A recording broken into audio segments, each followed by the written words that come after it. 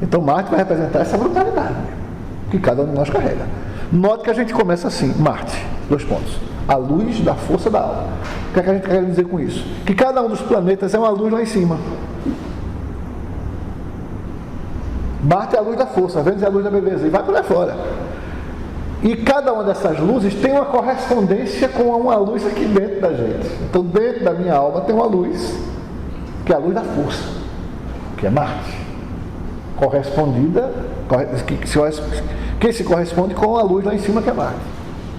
Então, círculo, semicírculo e cruz vão ser os elementos básicos para a gente fazer a representação gráfica dos planetas. E alguns signos também, mas especialmente dos planetas. E aí você vê o seguinte: o círculo está associado ao espírito.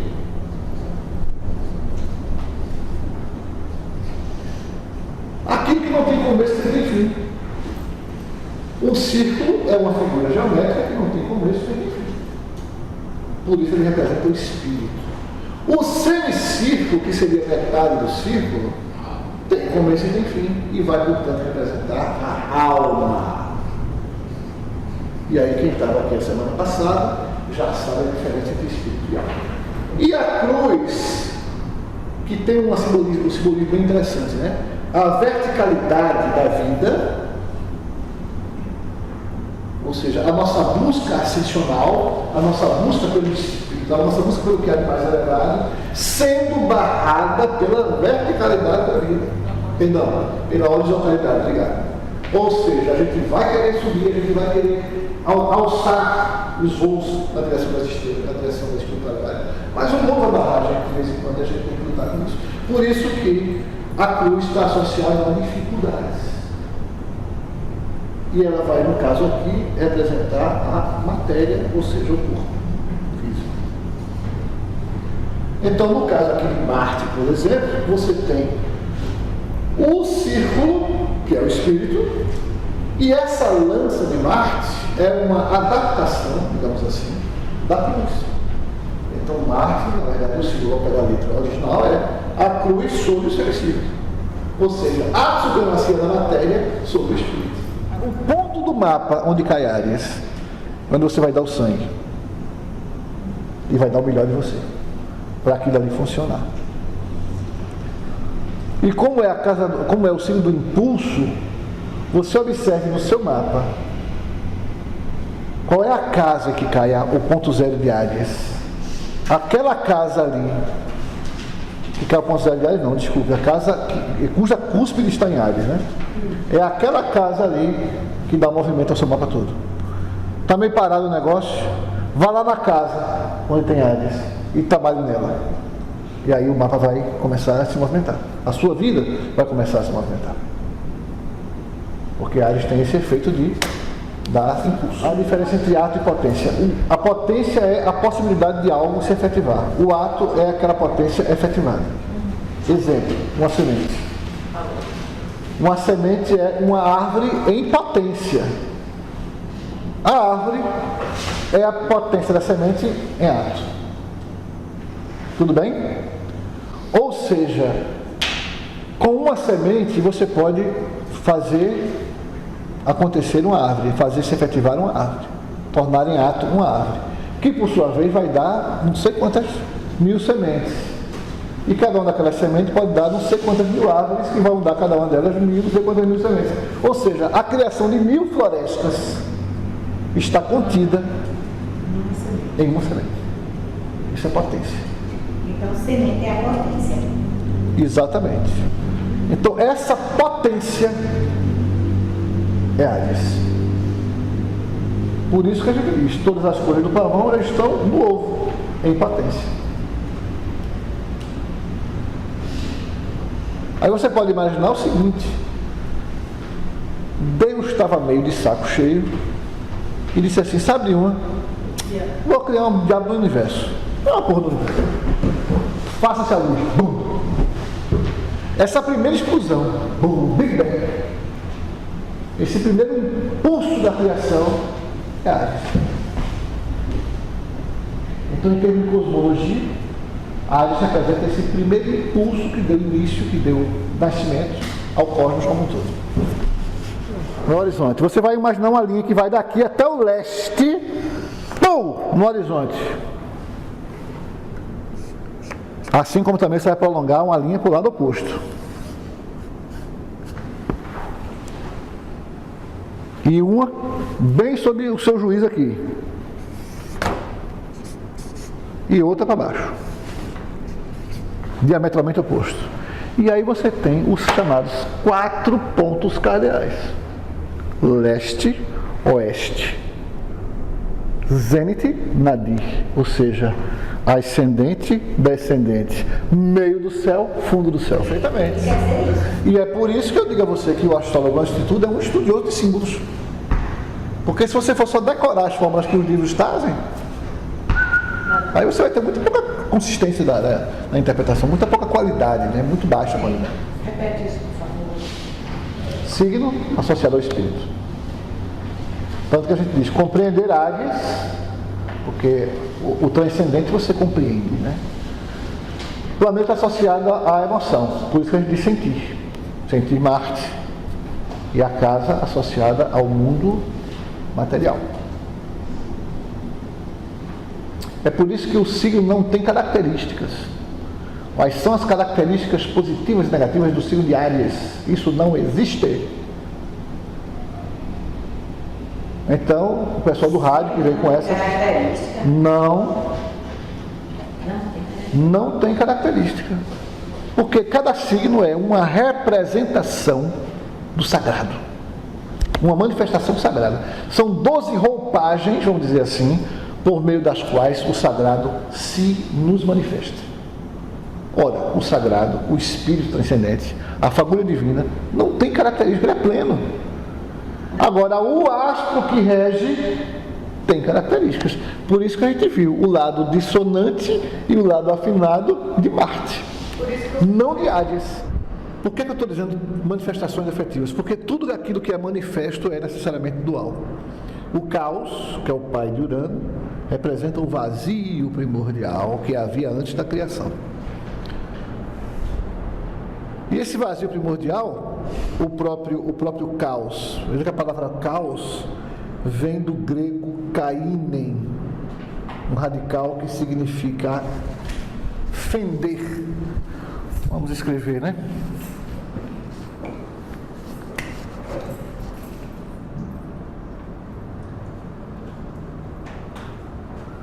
Esse radical em grego significa fender. Então o caos é um vazio, na verdade, né? A gente vai entender o caos como um grande vazio.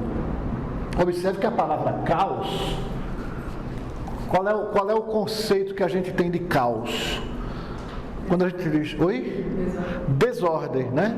Quando você diz para o seu filho, menino, no seu quarto está um caos. Você quer dizer que aquele caos está em desordem, né? Então a gente pode perfeitamente dizer que o caos se antepõe à ordem, né? Veja que, qual é a palavra grega para ordem, quem sabe? Cosmos. Então, enquanto cosmos quer dizer ordem, caos quer dizer desordem. Não, mas muito obrigado pela sua participação. Plim. Caos quer dizer não ordem ainda. Mas o caos representa essa massa escura e informe que traz em si os germes de toda a criação. Só que o caos representa algo não manifesto. E se é não manifesto, ele está numa plenitude em que ele não tem polaridades. A superfície de Vênus é chumbo derretido, né? Assim, é quente como chumbo derretido do planeta, né? E é tão quente como chumbo derretido. Agora, ela é totalmente coberta de nuvens, de maneira que ela reflete muito mais intensamente a luz do Sol. Por isso que ela é a mais brilhante do firmamento. Então a gente só vê luz. Se você olhar com o telescópio, você vai ver nuvem. Você não consegue ver a superfície. De Marte a gente vê. Né? Uma sonda passando, vê. Vênus tem que entrar na atmosfera. E Marte já é vermelho por conta do óxido de ferro que tem, né? Muito. Então, ferrugem mesmo, né? É o chamado, inclusive, planeta vermelho, né? E aí você vai ver o seguinte, que a gente faz um cruzamento entre Marte, Vênus, Lua e Sol. Esses 4 itens. No mapa de um, com os mesmos 4 no mapa de outro. Então, o que é que acontece? Do ponto de vista da atração afetiva, há um fenômeno importante que a gente tem que observar. A Vênus de uma mulher busca o Marte do homem diante dela. Assim como a Lua busca o Sol e vice-versa. Então, toda vez que um homem olha para uma mulher, ele busca 2 elementos. A Vênus e a Lua. Ou seja, a mãe, que é a Lua, e a outra, que é a Vênus. Aquela outra lá, né? Então, é compreendendo do ponto de vista simbólico, que entra pela cabeça, mas repousa no coração, né? A linguagem simbólica tem essa característica, né? E o universo é simbólico, né?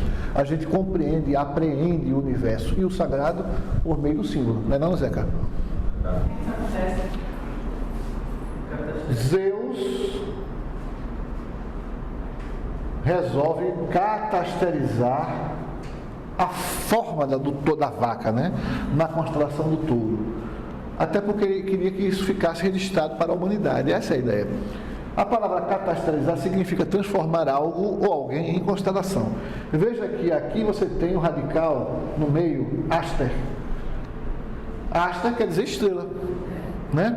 Isso aqui é um sufixo formador de verbo, e isso aqui significa efeito de.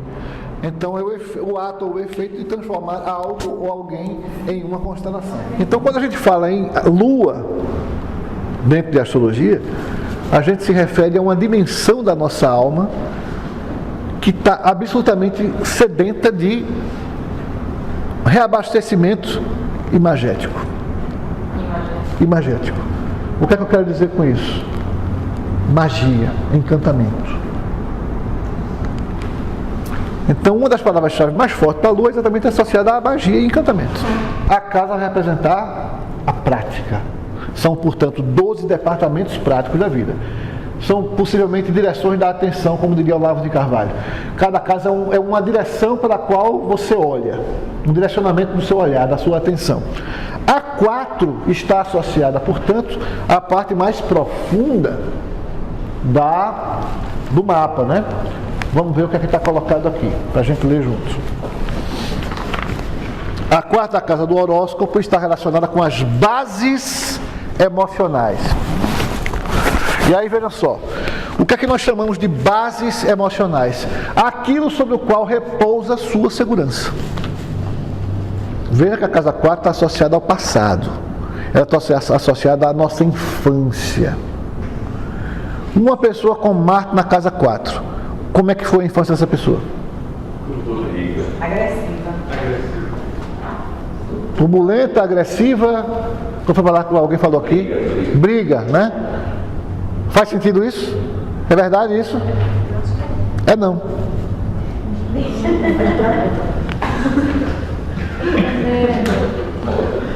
É não. Faz sentido, não faz? Mas não é. Na verdade, o que a casa 4 vai dizer é o seguinte: qual foi a percepção da pessoa?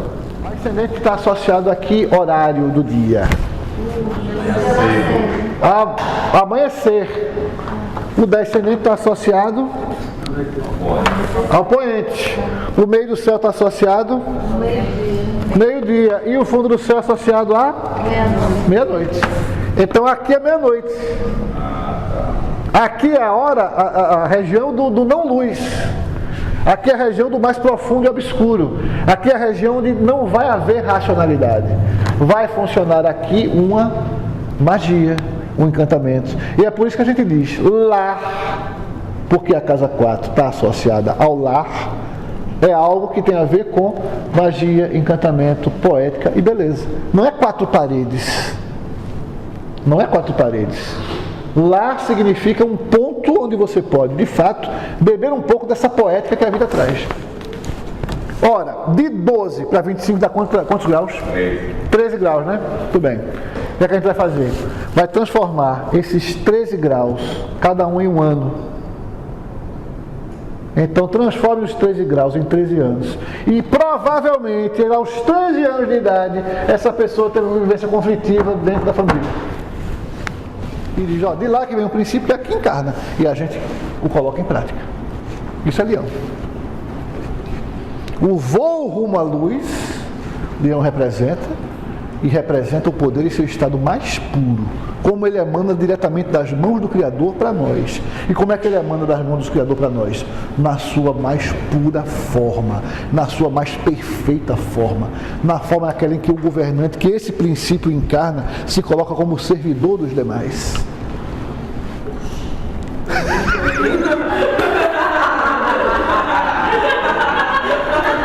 Foi ótima essa. Qual é o centro do corpo humano? Coração. O coração. Não, você respondeu correto. Se eu tivesse perguntado qual é o centro de gravidade, você poderia dizer que estava no umbigo, perto do umbigo, né? Tá certo. Se a gente fosse dizer que qual é o centro nervoso, poderia ser o estômago. Mas simbolicamente falando, o centro é o coração, né? Tudo bem. O que é que passa pelo coração? Sangue. Certo. Em que direção? Todas as direções. Não, senhora, em duas direções. Para cima e para baixo. Para dentro do coração e para fora do coração. E aí você tem o seguinte, você tem o que se chama de grande circulação e o que se chama de pequena circulação. Não é verdade? Artérias e veias. Exatamente. Então, se tem alguém aqui da área de saúde, pode nos ajudar. Isso aqui é um pouco o que seria o simbolismo dessas circulações, né? O que é que vai representar o signo de Leão? A grande circulação e a pequena circulação. Esse é o signo de Leão. Existem dois tipos de pessoas inteligentes no mundo. Sim, esse é o pensamento semente associado a Leão. Existem dois tipos de pessoas inteligentes no mundo. Ponto. Aquelas que brilham e aquelas cujo espírito resplandece. Ponto. Aquelas cujo espírito resplandece ilumina todos à sua volta. Ponto. Aquelas que brilham jogam todos na escuridão. Ponto final. Que ótimo. Aquela assim que é a casa da autoexpressão e da arte. Aí você pega, por exemplo, uma pessoa com uma lua na casa 5. Aí você pergunta a pessoa, qual é a arte que você pratica? Aí a pessoa vai dizer, eu não pratico arte nenhuma não. Eu disse, mas meu filho, faço não. Porque com uma lua na casa 5, tem uma dimensão mágica e encantada da vida que só a arte vai te trazer. Porque está na casa 5. E se você não está praticando, está perdendo tempo. Da única casa que... Entende? Agora uma outra questão importantíssima associada à casa 5. A casa 5 é a casa da criança interior. E é exatamente a criança interior que cria. Veja que a palavra criança, ela vem do mesmo radical de criar. Você cria Com a criança. com essa criança interior. Então, como é que você resgata a criança interior se você tem Marte na casa 1, na casa 5? Na porrada. Por meio de movimento e ação. Muito movimento, muita... Muito movimento, muita ação, muita aventura, né? Esse cara vai ficar louco assistindo um filme de Guerra nas Estrelas, né? Star Wars, lá vai o Jedi lá. Ele lá. Ele está quase entrando na tela. A criança dele vai ser resgatada por essa dimensão mais aventureira. Pronto, exatamente. Claro que ele vai ser torcedor do Batman, lógico. Vai. Como é que ele resgata essa criança interior se você tem Mercúrio na casa 5? Isso.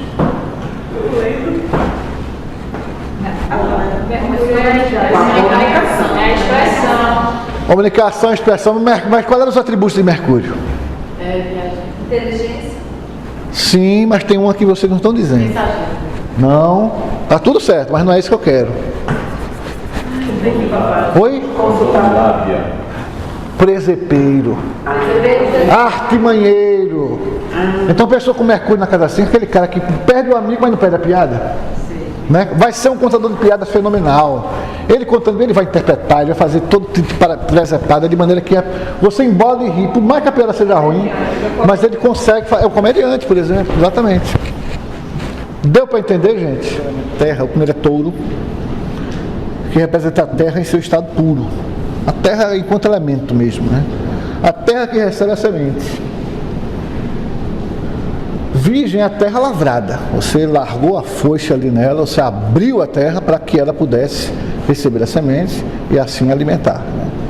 Então, Virgem representa a terra enquanto campo cultivado.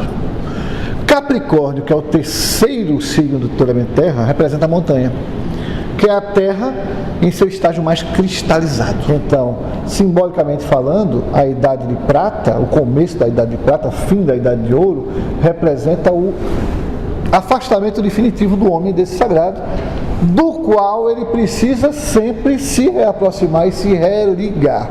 Daí a palavra religião. E daí ter surgido a religião. Observe que eu disse, surgiram ciência, arte e religião, as três, como forma de reconexão com o sagrado, mas na verdade ciência e arte estão a serviço desta maior que é a religião. É que na verdade, você entendeu a pergunta que Naira fez, né?